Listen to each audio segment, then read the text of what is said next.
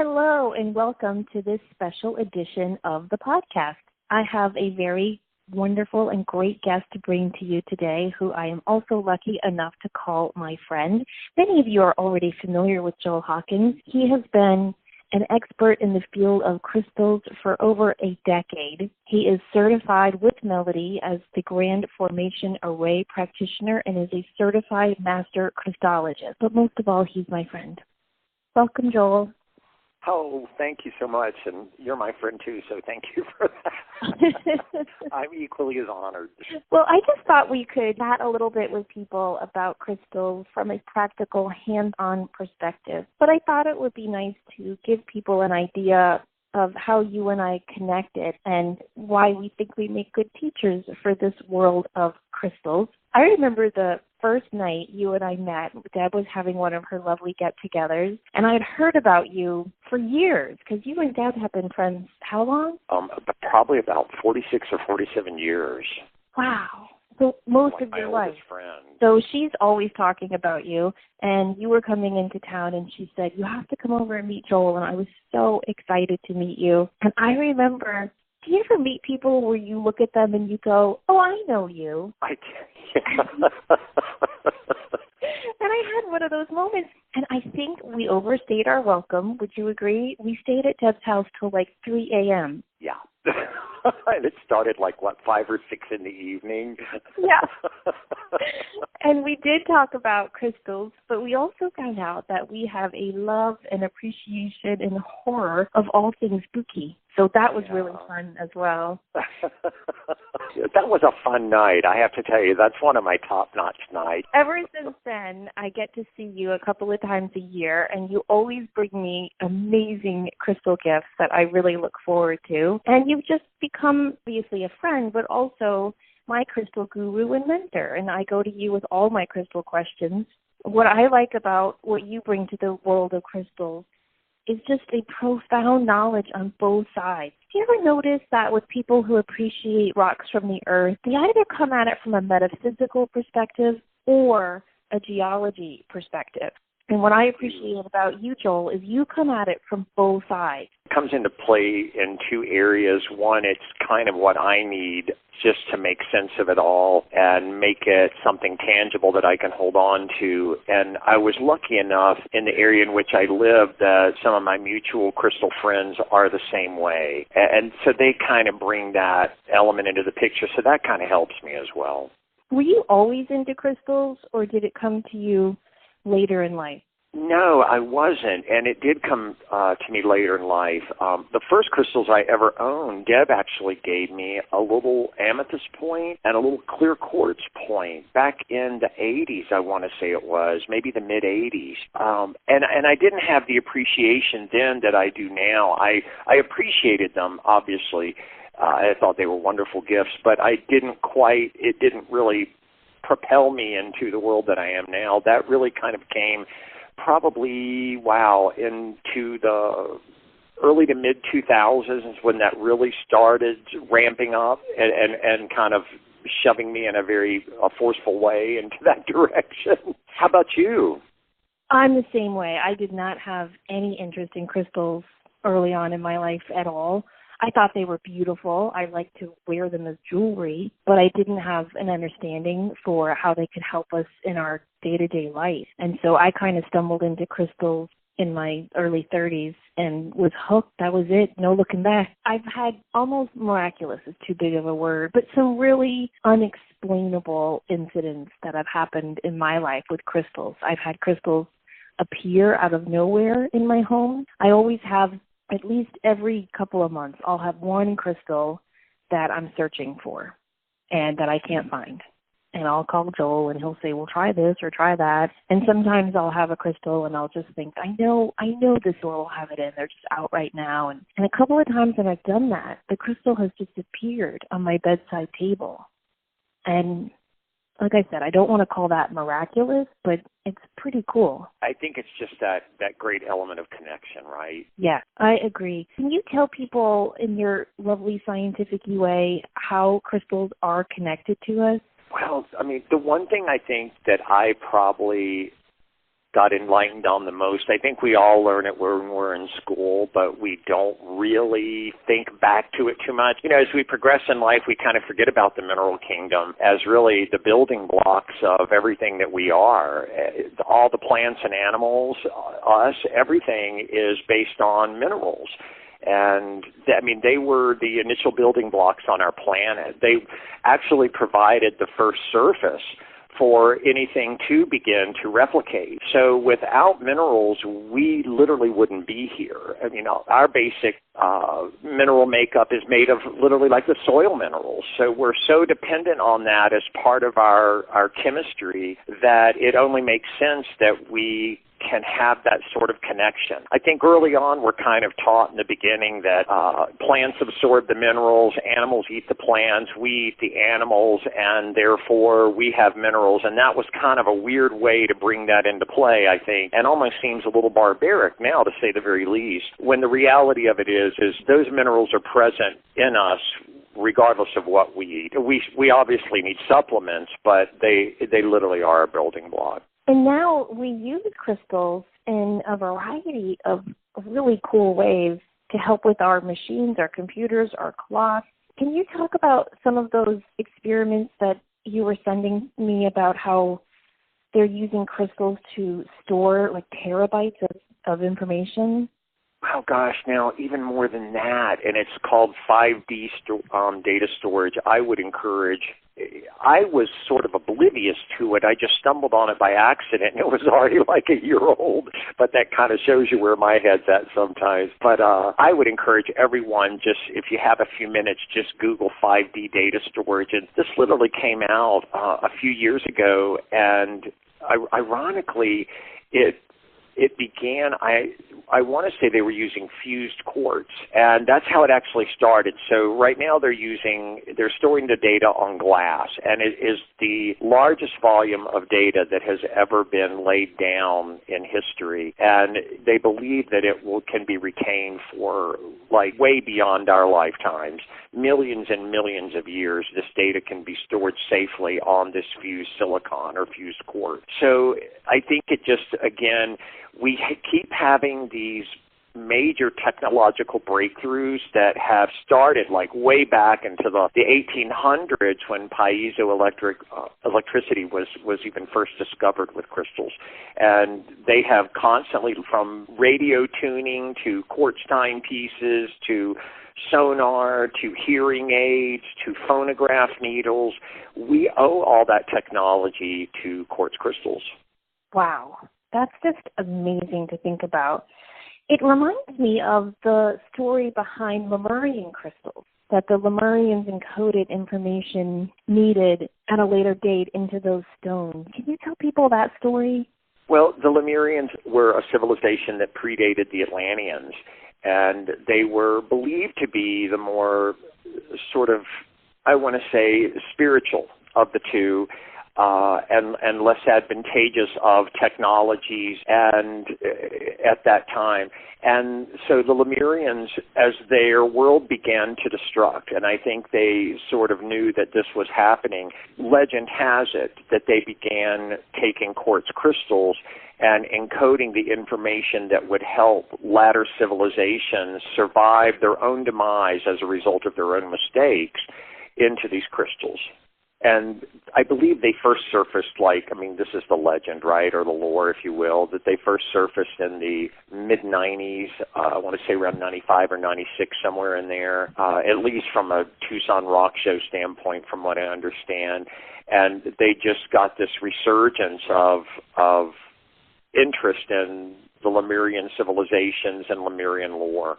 And the story is that the Lemurians just kind of made their way up through the earth and were found in Brazil. Now, and see, that's something I've heard some sort of conflicting stories. I thought, and again, from what I was reading, that it was very similar to like an Atlantean society where they were in a coastal area, and were eventually buried underwater.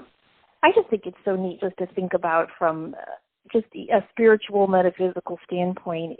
If we can encode information into crystals, maybe there is something to that legend. I'm not saying it's 100% accurate as we are retelling it, but maybe there is something there. And so the belief is that working with different types of crystals can help us uncode information in ourselves that we can block in ourselves. And so different crystals work on different aspects of our energy to help us do that. And, I've done a lot of other podcasts and interview shows, Joel, where people will say to me, do you really believe this? Do you really believe that you can hold a piece of garnet and suddenly you're going to have passion for your work again and want to go to work on Monday morning at 9 a.m.?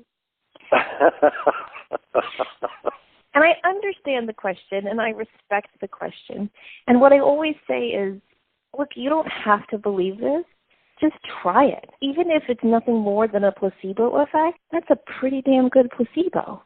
It really is. And, one of the things, and I've shared it with the listeners before with the Psychic Teachers show, is that I know for myself, it became a big self-development journey. So what began as just a mere fascination with the stones themselves and the minerals and naturally, when you first dive in, the abundance of information that's out there from different authors on the minerals' properties or the crystal properties, and whether it's metaphysical, physical, emotional, it really does become a big self-development journey.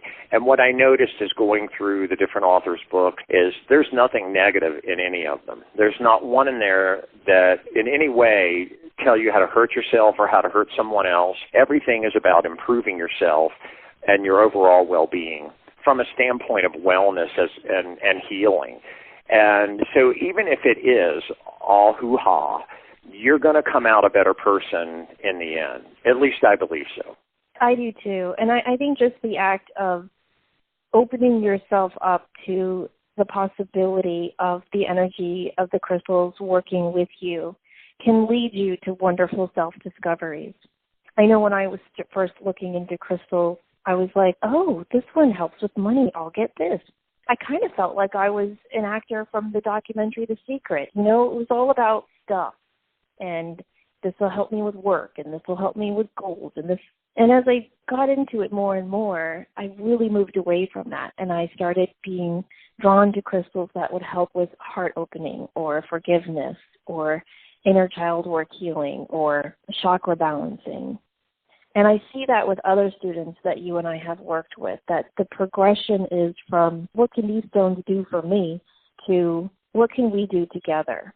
Exactly. It becomes a co-creation process. And I don't think my experience was much different than yours, to be quite honest. I think by sheer human nature, that's how a good number of people, I certainly won't say all, but a good number of people venture into anything. It's satisfying an outward need, and that's what we see it as an outward need. And so we head in that direction first. But I think the nice thing about delving into the crystal mineral kingdom is, from a self-discovery standpoint, is that will evolve into addressing an inward need, an emotional need that often leads to a lot of other issues and exploration in your self-development and improvement. What would you say to people who feel overwhelmed learning this process? I mean, when I started in the crystals, there were really very few books out there. There was Judy Hall's and Melody's and Cassandra Eason's. That was about it. I mean, there were others, but now you go into a bookstore, and soon I think there's going to be a whole section on it. But at least now in the metaphysical section, there's a whole bookshelf on crystals. And when you look through those books, it can feel overwhelming. How am I going to learn all of this? It is overwhelming, and I agree with you. I know when I first started, I stumbled upon a Cassandra Eason book in a place called the Newsstand locally. It was a used bookstore and literally a newspaper stand here locally in Colorado, and I stumbled across her book and got really excited because it was the first one I'd ever seen of its kind. And so I purchased it, and I purchased a copy for a couple of my friends. I got one for Deb and one for my friend Lisa. And then shortly thereafter, I stumbled across, I think, Robert Simmons' The Book of Stones. And then I stumbled across Melody's book, and then the Crystal Bible by Judy Hall, and then I even found some older books that had sort of predated quite a few of those by Katrina Raphael, really a huge pioneer in the very early days and had some really great works put together. And it does become overwhelming. Suddenly when you see what is out there, I think I was better off when I thought that my options were limited. But I think the lesson I learned from that is it works well to currently, if you step into a bookstore, to take a little bit of time to pick up maybe one from each author and sit down in a big chair in the bookstore and have a seat and read a little bit, and read some that maybe you're already familiar with or some that either appeal to you visually, and just see what each author has to say about them. That gives you a kind of a good idea who you might be resonating with going forward. And I think in the beginning, people should start with crystals that are easy to find so that you can at least identify those stones, like clear quartz and amethyst, agate, carnelian, citrines, green aventurines, that type of thing. Stones that you're going to find most places that go, whether it's a museum, gift shop, a kid's toy store, or a metaphysical store, or an actual crystal store. And start to get to know those more abundant stones. And if that is resonating with you, then you can dive deeper into the more unique and lesser known stones. Another thing that I did, I was studying my chakras in tandem with diving into crystals. And doing that at the same time really helped me. Because as I understood what the root chakra did, I could look at any red stone and understand that an aspect of that red stone carried the same properties as my root chakra. So if my root chakra is all about feeling grounded and safe and protected, then most red stones, like red jasper, for example, are going to help you feel grounded, safe, and protected. If the sacral chakra is all about creativity and birth and sexuality and renewal, and its color is orange, then most orange stones are going to help you with that. Not in the same way, but that's going to be at the foundation. Carnelian is going to help with body issues, sexual abuse issues, and also with creativity. Whereas orange calcite is going to help you with aspects of your creativity and fertility, but in a gentler way maybe than carnelian. But at least knowing the chakras and knowing the colors gives you a really good basic introduction to stones you're going to come across. Do you agree with that? I do agree with that. There's sort of two elements there that come into play. You've got the signature energies of the stones, which may be the difference between and when we say signature energies, let's just kind of tailor it out to signature vibration, since that'll make a little bit more sense to some folks. And then you have the divine signature of the stone, which is that we can determine what to do with it because of its color, just like we can with other things in nature. There were certain alarms and alerts that are put out through nature based on the color of whether something's hazardous or safe or sweet or sour. And we have that same sort of signature with the stone. So you really got, just like you were saying, orange calcite can be slightly more gentle than carnelian, and it really is the difference between the signature energies of the two stones. Another thing I recommend people do is just buy a mixed tumbled bag of gemstones.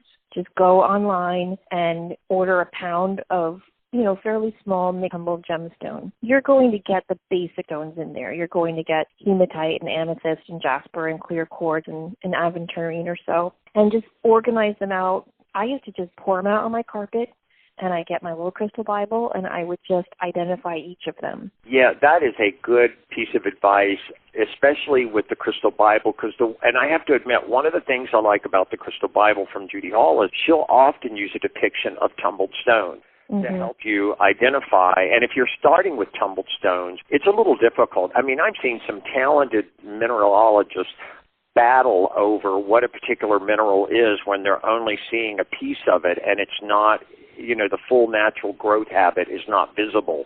And I think it can be the same way with the tumbled stones. So if you're not seeing the whole picture, sometimes that can be a challenge. And it's nice to see something like the Crystal Bible where everything is, in most cases, a tumbled stone of the various minerals, and they're kind of easy to match up. And I did the same thing. I would sit there with a pack of tumbled stones and open up the Crystal Bible, because that way I could get a good idea of exactly what I was holding in my hand. And it was a little easier than searching the Internet going blue stones or blue minerals, because you'd get lost. Yeah, you do. But sometimes I'd have a green stone. I would look at it and I'd go, is this green aventurine or is this green jasper? It was so dark I couldn't figure it out. and the book picture wouldn't help. So then I would go online and I'd look up different types of green stones and identify it that way. But I think it's best to start with a really good book of pictures and start to get confident in what you are seeing. I know a lot of people, for example, confuse blue chalcedony with blue lace agate, and the difference there is you can see the striation lines of growth in the blue lace agate. And that's one way in those small tumble pieces to tell the difference. And it's nice to be able to understand that for yourself, that the growth patterns change the color and the formation of the stone. Exactly. And your agates are almost always banded with those striations. That's a good way to know whether you're dealing with an agate or a chalcedony or a jasper is your agates are almost always banded. Yeah, and as you start to work with the stones, you'll understand that. The other thing I love to recommend to people, instead of necessarily ordering a specific stone or going into a crystal store looking for something specific for a need you're working on, which I think is a great thing to do. But in addition to that, consider walking into a crystal or metaphysical store and just saying to your higher self, your guides, whoever you're comfortable working with, show me what stone I need now. And it's amazing how you'll be drawn to a specific stone. And it might even be one you don't really like. That's happened to me many, many, many times where I'll go to the store and in my mind, I'm looking for a Jane Dow crystal or a sugilite or something kind of different.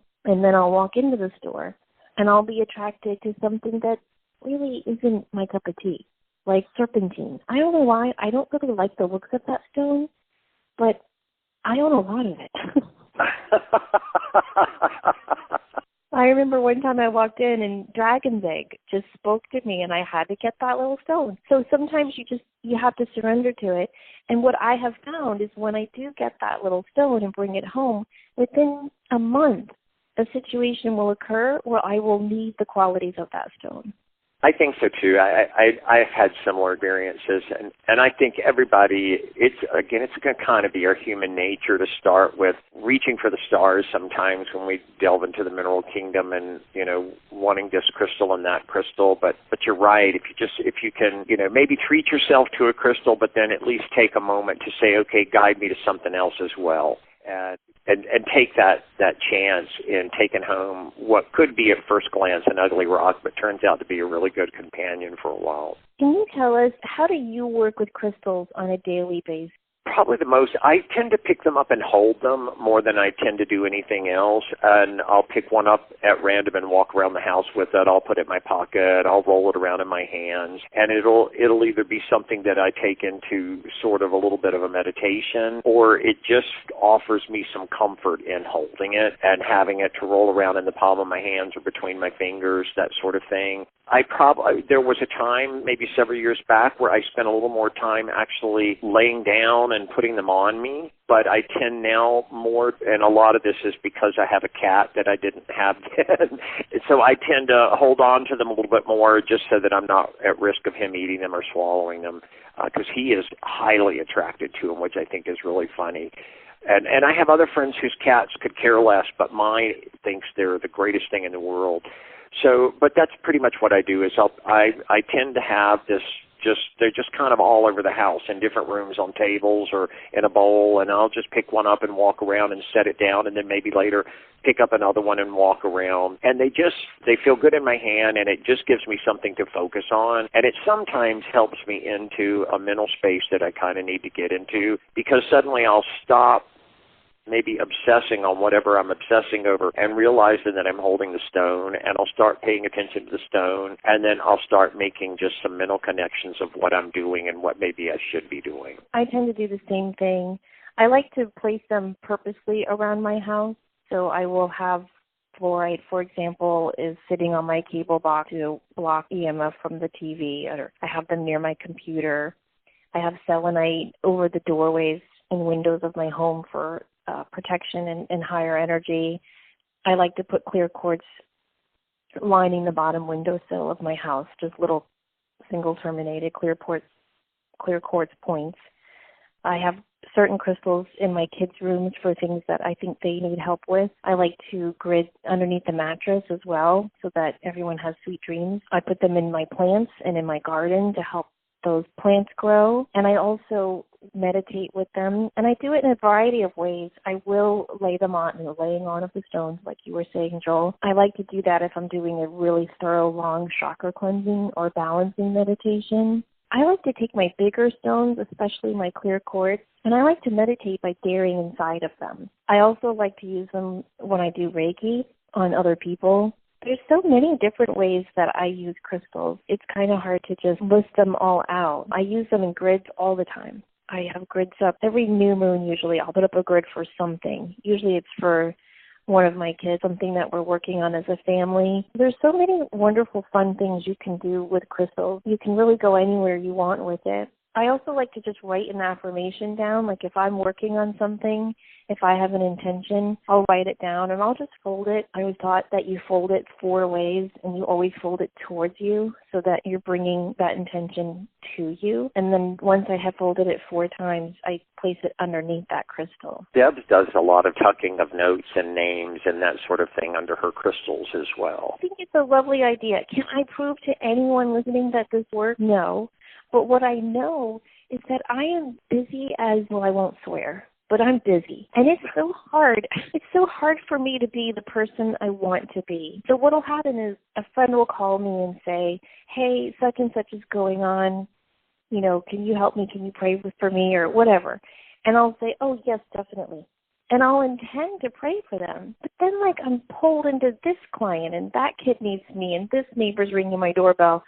But when I walk by that crystal with that little prayer card tucked underneath, I remember, oh, Jen asked me to pray for her this week. And that I know works. I was just sitting here thinking, when you look back across history at how many thousands of years back that humankind has been completely fascinated with gemstones for reasons other than adornment.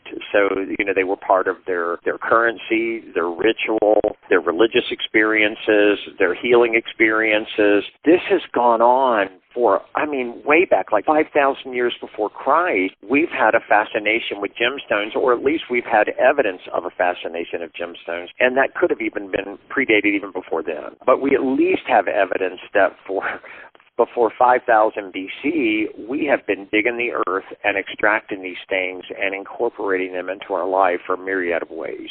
And so you can't help but wonder why that is, right? I agree. And you're right. Can I personally, or maybe you personally, prove that it works? I can't. Can I even give you a compelling argument? I'm not sure. I'd like to think that I could, but again, I just keep falling back to the point that I can only let you know that I'm a better person because of it. And it really helped me with a lot of self-development, and I've seen it help a lot of other people with self-development. How can you go wrong with improving yourself? I agree. And especially for people like me, I don't think you have this problem like I do, Joel. Maybe it's because I'm a Gemini. I don't like living in my body. Like, I'm always in my mind. I'm always thinking. My mind's always going. I'm always thinking about what I need to be doing, what I want to be doing, what I should be doing, what I'm going to do this weekend, what I'm supposed to. I'm always thinking, and it's a constant battle to get me out of that monkey mind modality and to just be present and to be focused and grounded and aware. And I've tried a lot of things to get me there. I do exercise, but it does not get me there. Because every time I'm doing exercise, even if it's yoga, which I really like, I'm still thinking, how much longer till this class is over? I love to walk, but when I'm walking, I'm usually with my friend and I'm talking. All the other things you're supposed to do to focus and have that self-awareness and work on your inner self, I've tried. And what's really worked for me is crystals and meditating with crystals. So I'm not saying it's the only way. I'm just saying it's a really great way to awaken your intuition, to strengthen your spiritual protection, and to be more aware of how you are growing as a soul and as a light worker on this planet. The reason why we're doing this special edition of the podcast is because Joel and I are going to be teaching everybody about this in our workshop called A Stone Unturned. You can join us. That is going to be 2 Wednesdays in November. We are going to be doing it Wednesday, November 7th and Wednesday, November 14th. It's a webinar done through Zoom, and it's nice. It's easy. Once you sign up, on my website, samanthafay.com, You will get a link to the website, and then the night of the website, you just click the link, and poof, you're there with Joel and I. And we're going to be spending 2 weeks teaching you an overview of what we've learned about crystals. You'll learn how to make gem water, how to make a basic crystal grid, how to use crystals for chakra work and meditation. And plus, we also add in quite a bit, thanks to Joel, about the physics, science, and history of the zones. But I really think our main purpose with doing this webinar together, Joel, is bringing people the confidence needed to just take the leap into the mineral kingdom. We want you to take your own journey is important, especially if it's going to be one of self-development. And so just for starters, it's good just to kind of cut through and give you some quick information and sort of a little bit of inspiration to get you motivated to take your own journey and branch off from there and feel comfortable starting. I think that's the hard part for a lot of people. Yeah, I do too. I know for a long time with me, people would come to me with questions. Like I went to an intuitive development circle for over a year, and each Friday night someone would come with a crystal and they'd go, Samantha, what is this? And I would think, why are they asking me? How the hell should I know? And then eventually I looked at it and I was like, I do know.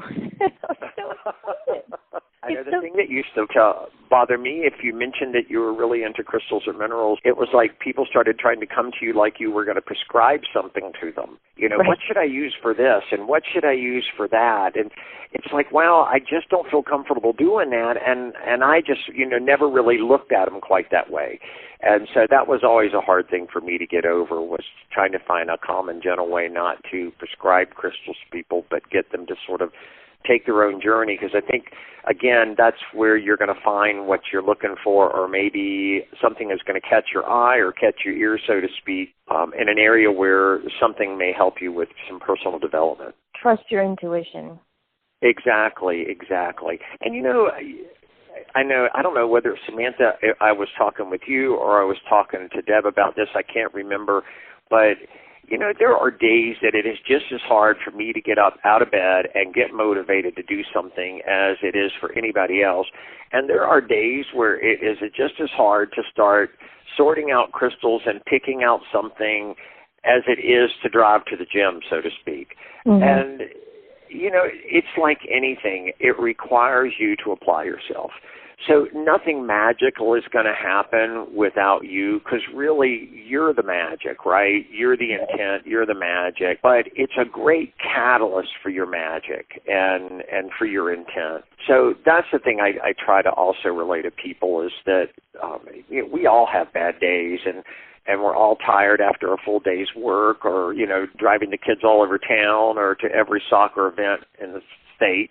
But you do owe yourself a little bit of time, and it's a great way to spend some time with yourself. Instead of, like, if someone emailed me and said, I've been feeling a little lackadaisical, a little down in the dumps, what crystal would you recommend? I would instantly email back, I'd recommend citrine or sunstone or maybe smoky quartz. Lepidolite might be helpful as well. But you're saying don't necessarily do that. Ask the person to reach inside of themselves and ask, what stone do I think I need? Yeah, and like you were mentioning several stones, right? So say, these are stones that have helped me.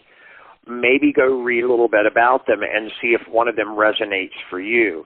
Mm-hmm. That would get them to sort of do an investigation, because everywhere that you read where a stone's properties are whether you're online or in a reading out of a book, I've noticed that wherever you get the sort of metaphysical properties, you also get the emotional properties and the physical properties that somebody has assigned to the stone. And so it sort of requires them to read through to get an idea of what they're maybe about to buy.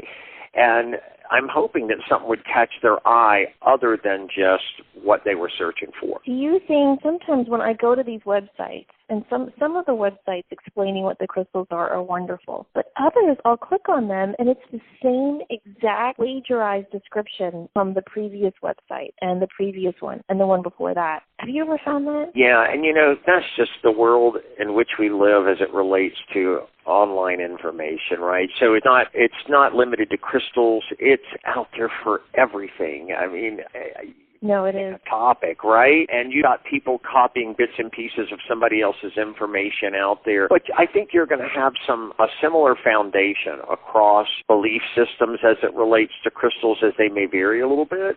You're going to have at least some shared thoughts on how a particular stone may help you, as well as some additional information that may vary from author to author or expert to expert. Well, when I first started stumbling across the different websites having the same exact word-for-word description, it left me going, do we really know that citrine helps with success, courage, and confidence? Or is it just one author, plagiarizing off another one?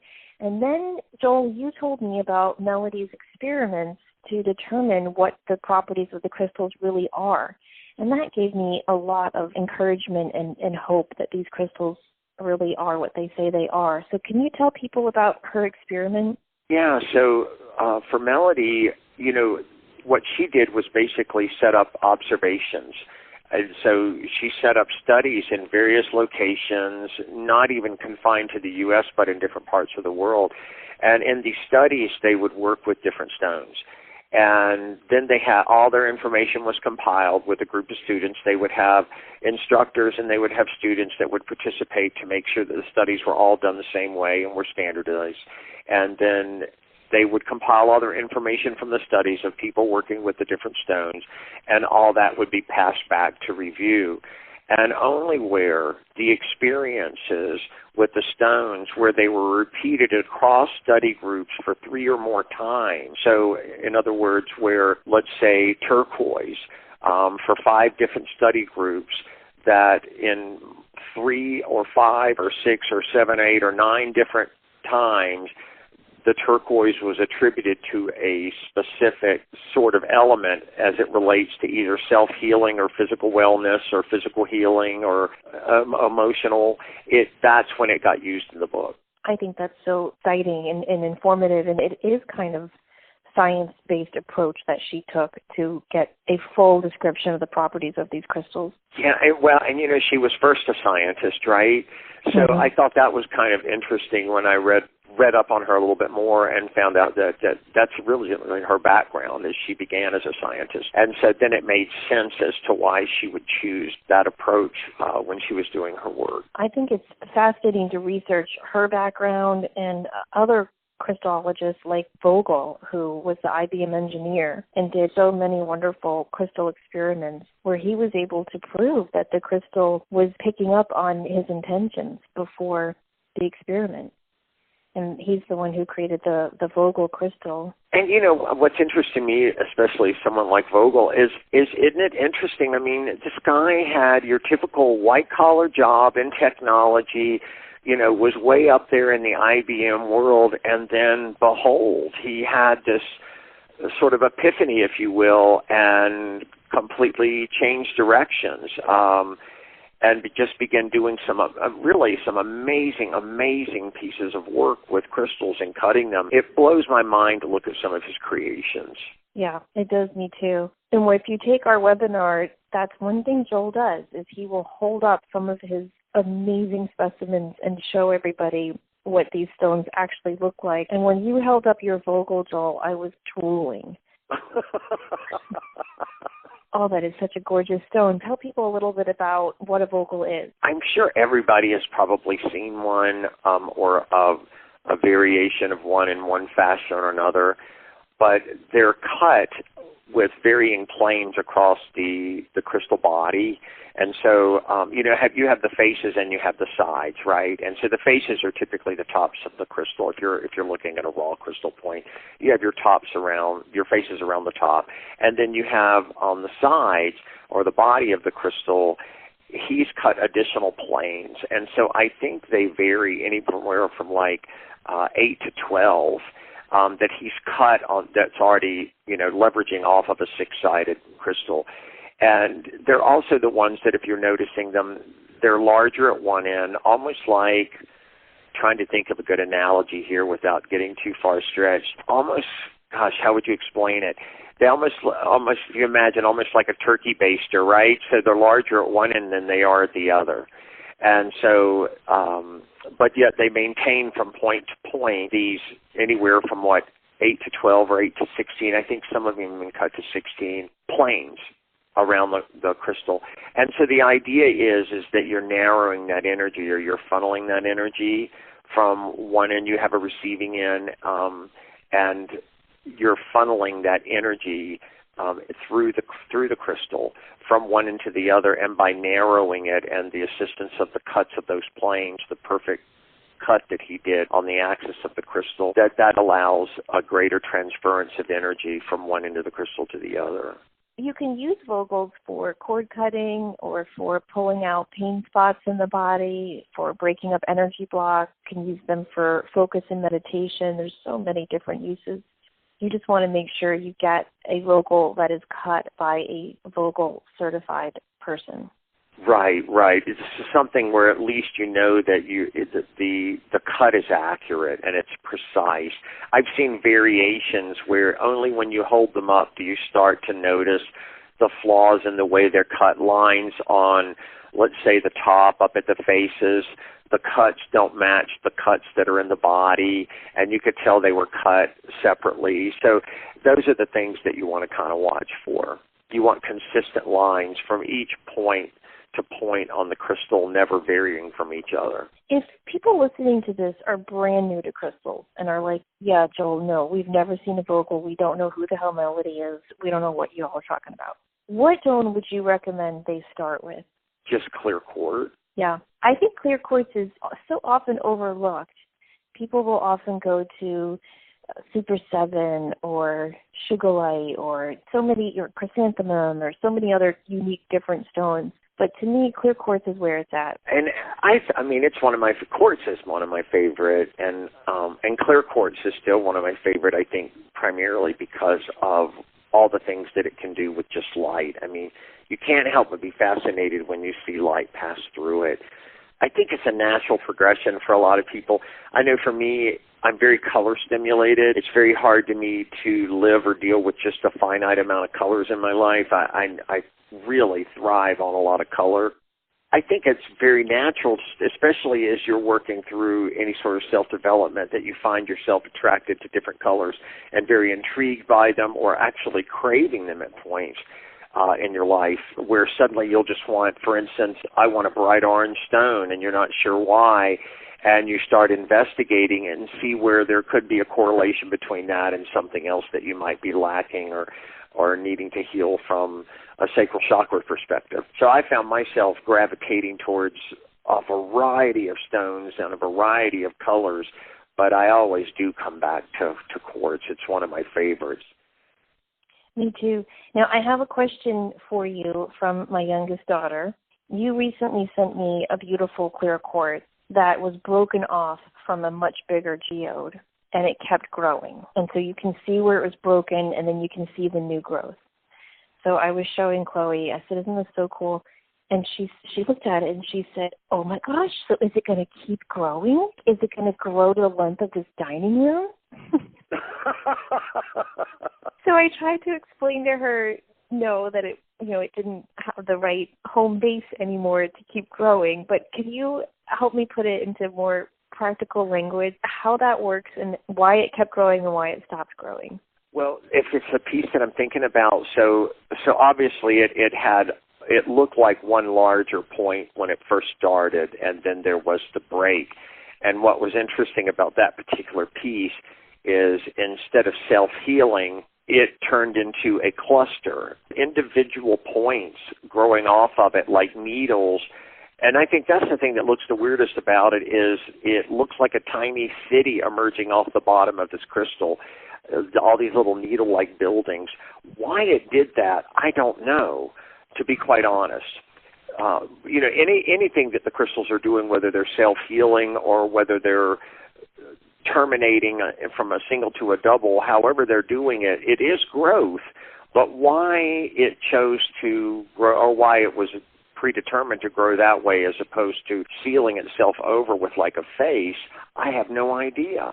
You know what it made me think of? On the Enlightened Empath podcast over the summer, we had a wonderful guest on named Asia Schuler, who is an herbologist. She teaches all about plants and plant medicine. She just knows so many cool things about plants. And one of the things she said was that poison ivy only grows in areas where the land is being encroached upon by civilization. Interesting. And so she said poison ivy actually grows to protect the land, like to say no more, people can't come past this point. And I was looking at that beautiful crystal you recently gave me, and I thought, I wonder if this broken off piece grew these little tiny needle-like formations as a way to say, back off, you can't break me off anymore. I've had enough. Yeah, I mean, who knows? But when you come across stones like that, what I think is really cool is you can use them in different ways. Like a self-healed stone, like Joel was mentioning before, is a stone that has been broken and it has healed itself, got a smoother face over the broken area. And that stone, for example, can be used to work on healing yourself. And you can connect with the energy of that stone to help self-healing happen within you. I just love that idea. It doesn't happen to every stone. Some stones break and they just stay broken. Yeah, and I think a lot of that is what they're allowed to continue to do, right? Especially if they broke while they were still in the earth for whatever reason, a shifting of plates or a change in the geography that caused the break or whether they float up from a larger grouping and then are suddenly by themselves. What they tend to do is, and versus ones that have been brought up and then break, of course, you have no idea. So we've already taught this webinar once, and it was really fun. We had such a great group of people in that class, and it was just lovely to get to know other people who are just beginning on this journey or have been on the journey but wanted a different approach or a different look at their work with crystals. Can you tell people a little bit more about what they can expect to learn in this two-part webinar? Yeah, so I hope the first thing they learn is that it's okay being new.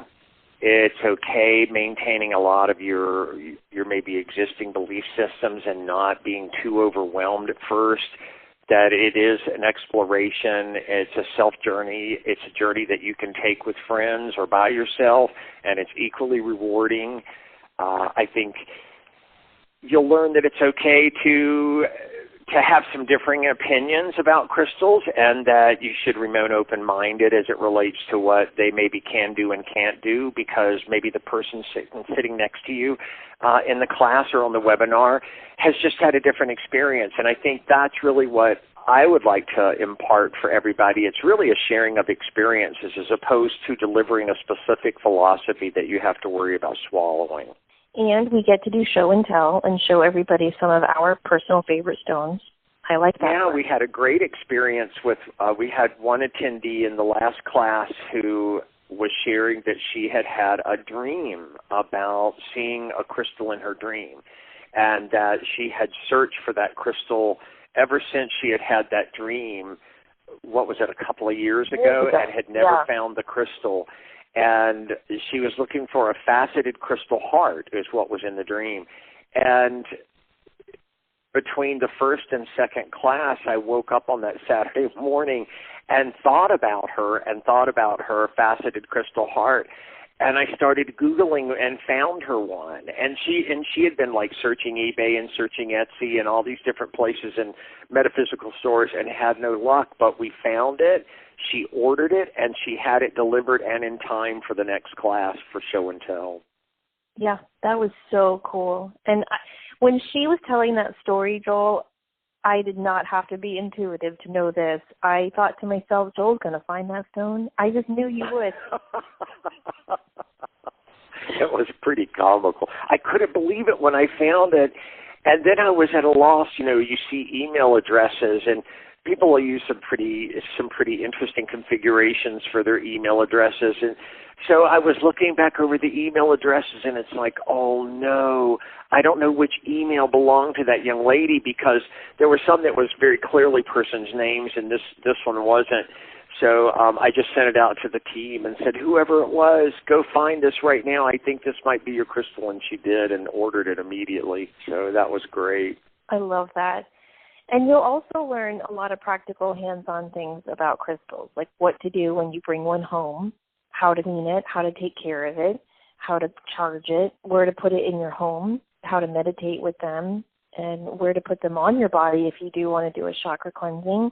And Joel has some awesome handouts on how to create gem water and crystal grids. There's over 25 pages of handouts, I believe. Pretty thick, but you get a lot of great information. So if you're interested in joining Joel and I, it's November 7th and November 14th from 8 to 9:30 p.m. Eastern Time. And if you want to sign up, head over to my website, SamanthaFay.com. That's FEY.com, and click on webinars, and it's the first one on the left. I'll also link it up on our Facebook pages as well. Well, I appreciate you, and I can't wait to teach with you soon. I look forward to it as well, and I hope the listeners enjoy it and join us as well. Me too. I hope you all have a wonderful, great, happy week, and we will see you very soon back on the podcast. Take care, everyone. Take care.